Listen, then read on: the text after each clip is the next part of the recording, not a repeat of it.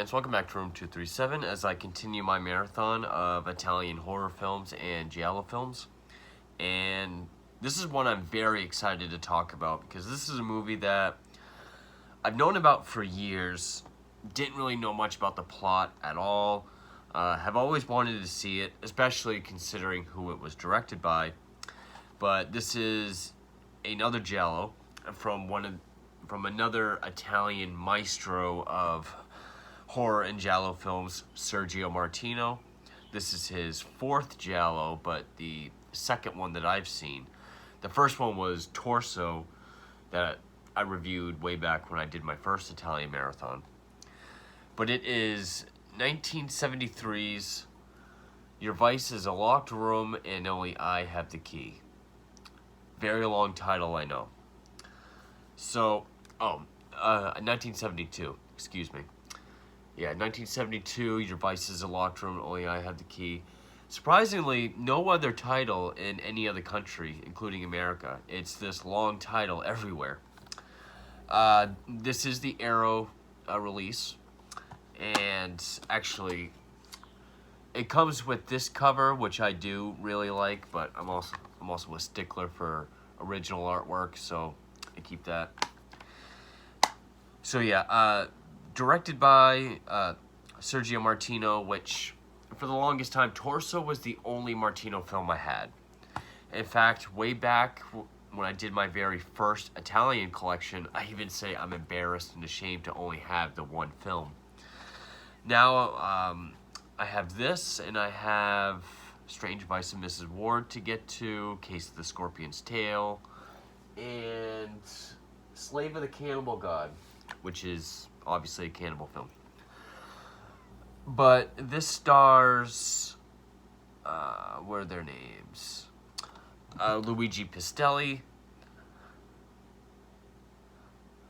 Anita Strindberg, who she is also in Lizard and Woman's Skin, and of course, the ever-gorgeous and beautiful Edwige Fenech, who by this time was married to Luciano Martino, Sergio's producer brother.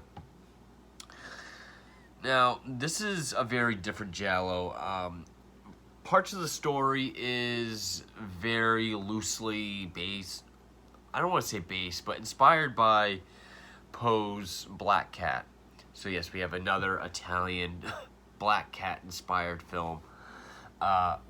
It even gives it credit in the opening credits. Not enough to be called an adaptation, but way better than Fulci's film already. Man, it's very different because I'm watching it, and there's something that happens about halfway through where I'm like, so how is this a Giallo? How we know everything that's going on right now. We know, I'll save that for when I get into spoilers, and I do want to do a better job with this one because my last review, I kind of got ahead of myself and I got really into spoilers without the warning. And this is one I don't want to spoil because this is a great movie. I really, really, really enjoyed this, and I highly recommend it, especially if you're an Italian and Giallo fan. This might even be a new top 10 best Giallo film for me. And all the more reason why Sergio Martino deserves to be recognized as another one of the Italian greats, like the Elder Bava, Argento, Fulci, Martino. Now, the bare structure of the story is, it takes place in Vienna. There's this mansion which is owned by a failed alcoholic writer named Oliviero, played by Luigi Pistelli. He's, again, an alcoholic, he's abusive, he has some kind of perverse traits, like an eluded Oedipal relationship with his mother. He throws these debaucherous parties with for all these teenage hippies from some commune that's nearby, where he further sexually, physically, and emotionally abuses and humiliates not only his wife, played by Strindberg, but also their housemaid Brenda, who happens to be black, and every time they mention her, they point that out, calling her a lot of un-PC things. 1972 for you. Now, basically, the catalyst of this film is Brenda is murdered. And, well, actually, first, there's this young woman who is a former student of Oliviero, because he used to be a teacher as well. She's murdered. Oliviero becomes a suspect, and he starts becoming more and more paranoid, wondering, am I actually the one that is committing these murders? And his battered, broken wife, she deteriorates more and more throughout the film, starts wondering if he actually is guilty. And then at one point, about halfway in or so, Oliviero's niece, who's now all grown up but hasn't seen since she was a child, played by Fanek, comes from Paris to visit them, and she's got a sinister side as well, and she starts to seduce the both of them for different reasons that we find out. So that's the bare crux, the bare bones of the story. It's very interesting. It definitely holds your interest. It knows how to build tension. There's some very great shots in this. There's one that kind of reminded me of like a Sam Raimi shot years before Sam Raimi even did Evil Dead, in which Strindberg, who plays what's her name, Irina.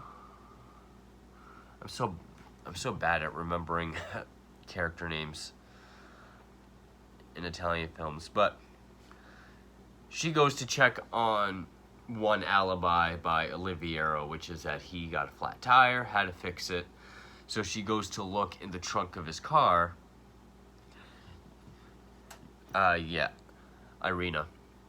And the camera is in the trunk behind the tire, so we're looking through, like, where the hub and nuts go, and the rest of the tire's, like, in silhouette, and we're looking at her through, like, the center of the rim. I was like, oh, that's like an inventive Sam Raimi shot. Another scene where one of the victims, after she's killed, which the killer uses a billhook, which I have seen in other movies, but the way this is done, it's pretty gruesome looking. Like, the effects, it's not a huge effects film, but when the blood and effects are there, it is awesome. Like, just the way that billhook, like, goes into the skin, like, yeah, it looks like latex, but the way it just, like, pulls, and you can see the wrinkles in the latex, and like, almost like it drags and rips. It does add effect to it. But we just, like, the camera is on the feet of this one victim as she's being dragged down the stairs very fastly. So we just kind of see the feet going, like, boom, boom, boom, boom, down all the steps with this dramatic music, which I definitely got to give credit to the composer, Bruno Nicolai, who I know that name. Yeah, definitely known for Giallo and exploitation films. He also worked with Tarantino.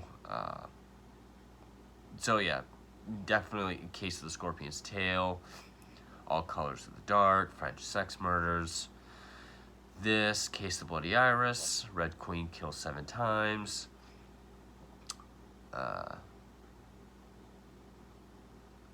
Caligula, Eyeball. Wow, guy's done a lot. I know there was more that I've seen.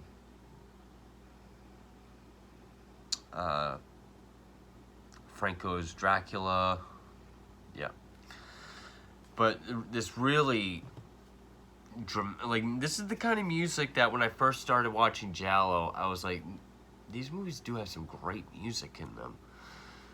Like, because even when it's soft and pleasant and kind of melodic, it's got this foreboding sound to it. But with that, I'm gonna get into spoilers. Oh, and even though this is only the second film of Fanix I've seen, the first one being Strip Nude for Your Killer, this has got to be her at her most darkly sinister and charismatic. She is fantastic in this. The acting is great across the board. Luigi Pistelli, he actually reminded me of like James Caan. Like if you take James Caan and like if he was to do The Shining, that's kind of what his performance reminded me of. Strindberg, she pretty much emotionally carries the film. You know, she is just weathered and beaten down this whole movie.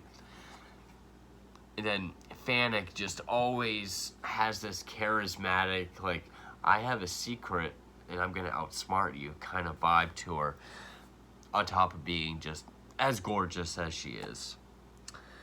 And I cannot recommend this movie enough. It's never boring, has great pacing. The pacing is definitely one of the best parts. Loved the music. The kills, there's very, very few. There's only like three actual victims. And then, but the way they're done, like there is some blood. It is pretty savage looking. But yeah, there's not a lot of effects. It is bloody, but you know, the kills are definitely worth it. And the title actually is a reference to Martino's first Giallo, The Strange Vice of Mrs. Ward, where this is used, this phrase is put as a note on a victim, which I'm not going to say who that victim is for those who haven't seen it, but she is in this as well. So with that, I'm going to get into spoilers, but definitely, if you're a fan of Italian films and Giallo, don't miss out on this. And I don't think there's a Blue Underground release, so definitely pick up this Arrow Blu-ray. Definitely worth it. I loved this movie. Now one of my all-time favorite Giallos, certainly a top 10. So, spoilers starting now. It's pretty intricate, because what I was going to say was something that happens halfway through is we see the killer who is about to kill this other victim. So we've had the former student of Oliviero, we had Brenda, the housemaid, and then there was going to be this local prostitute who is this girl, this kind of, she acts like a blonde bimbo, but it's just a wig, and I think it's just an act. She gets off the train the same time that they go to pick up Fannick, whose character's name is Floriana. When the prostitute is being killed, which she's the one that when she gets dragged down the stairs, we get that great shot. Her mother, I think it is, comes down, hits the killer in the head, kills him. We see his face, and I'm just like, okay, this is like halfway through the film. Where's the mystery? How does this come to a head? What's going on? And come to find out, this killer is the guy that did kill the bookstore girl. But Brenda, the housemaid, was killed by, we find out much later, like at the end, during the revelation, was killed by Irina. It was this long, convoluted revenge plot on Oliviero just for the years of abuse. And actually, before I even got spoilers, I didn't mention the connections to Black Cat. But Oliviero has this black cat named Satan that also belonged to his very close mother, who they probably had some sort of Oedipal complex together. And then with the seduction from Floriana, he moves that incestuous relationship down the line. But Satan is this hateful cat towards Irina. She plays it off like he's just this pesky cat that keeps trying to get into her dove coop. But she thinks he's this actual evil entity or being or monster that's out to get her.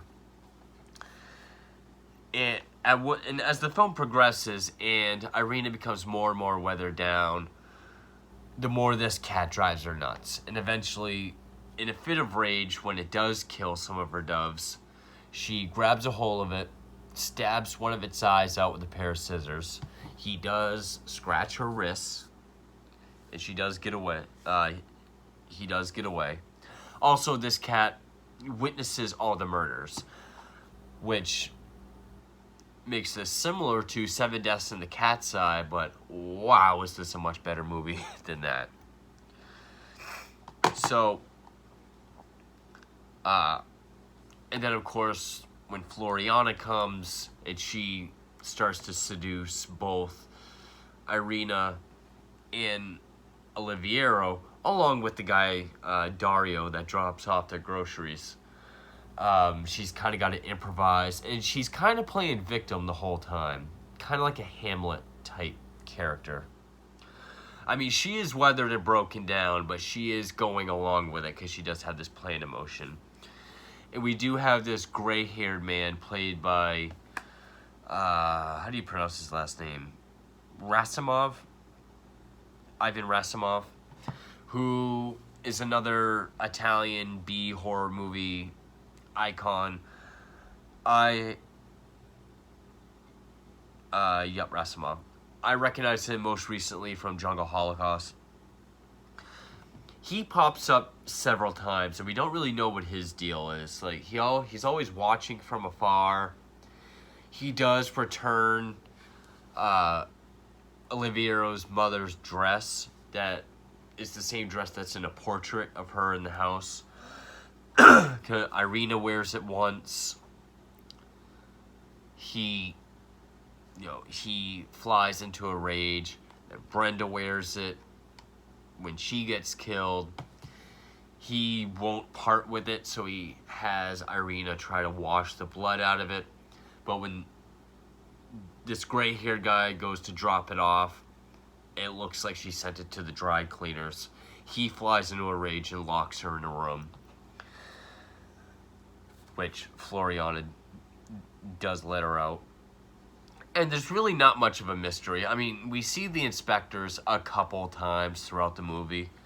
It really is just more so a Giallo that's built on the relationship of these characters, which I thought was a very great way to approach it. It's very different, pretty original. It stands out. It's not another case of people outside law enforcement trying to solve this case.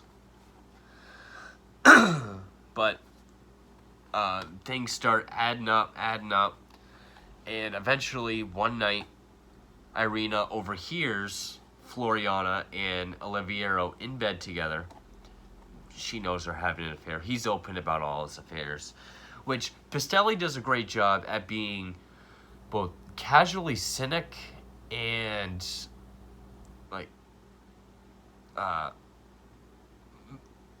maniacally filled with rage. It's a pretty decent range in performance. But she overhears them talking about killing and disposing of Irina. One thing he says is, "I made room in the hole in the cellar, in the wine cellar, which is where they've stored Brenda."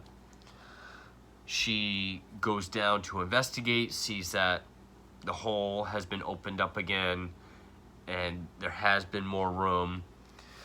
She decides to attack Oliviero before he's passed out at his typewriter. She stabs him in his sleep, which he does attack and attempt to rape her at one point after she stabs Satan in the eye when he confronts her about why the cat's been gone for a while, because he's very attached to the cat. But so she stabs him to death in his sleep.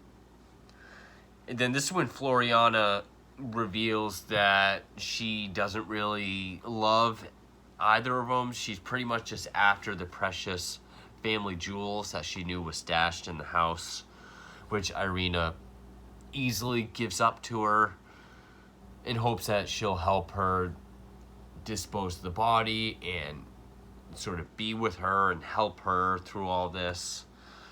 She declines. And so the whole plan was to have Brenda killed, which she did. I believe she was killed by the gray-haired man. We find out his name is Walter. And so that was his key role. He's the secret lover of Irina, and he's the one that's kind of been doing all the behind-the-scenes work for her. So have Brenda killed so that Oliviero can question his own sanity, drive him mad, and pretty much ruin his life and career, or what's left of it.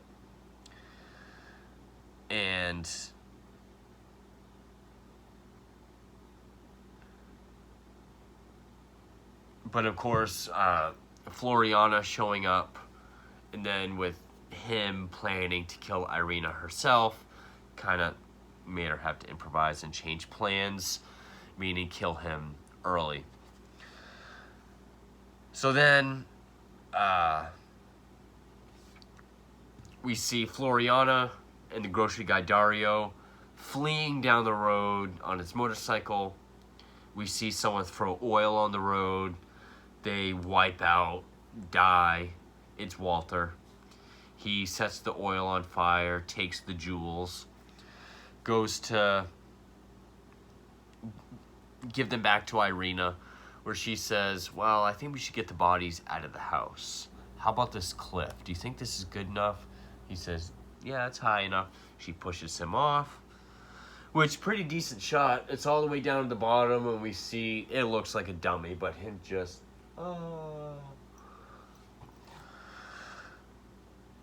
And so now there's no more witnesses.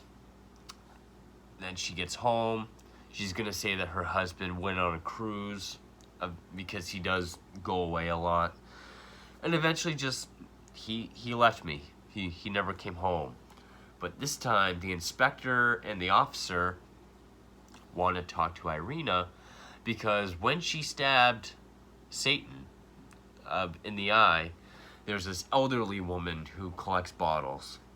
She saw her holding the cat down and stabbing it.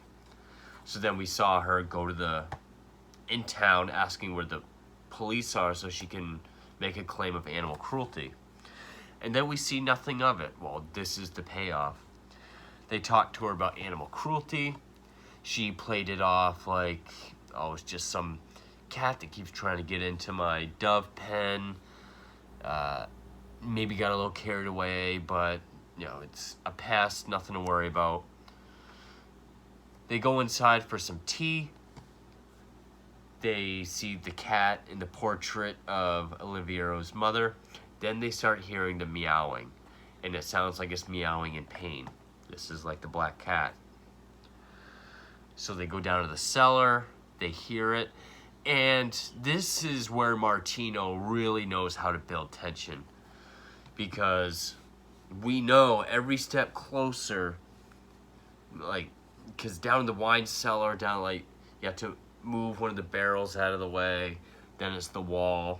So we see the officer move the barrel, and every time something happens like that, like move the barrel or knock on the wall, the camera kind of zooms in on Irina's face as she's like freaking out because she's about to be had. And then just as, you know, they're like, the cat's in there somehow. Like, there's a little tiny hole, but it looks like it was broken out from the inside. So just as the cop starts hammering the hole in the wall, that's when she has her breakdown. Like, it's a monster. He's gonna get me. He's been out to get me. He wants to ruin me. Bust a huge hole in the wall, and we see, you know, Satan meowing with its bloody eye, which pops up a few times in the film. We do see the scissors stab Satan in the eye.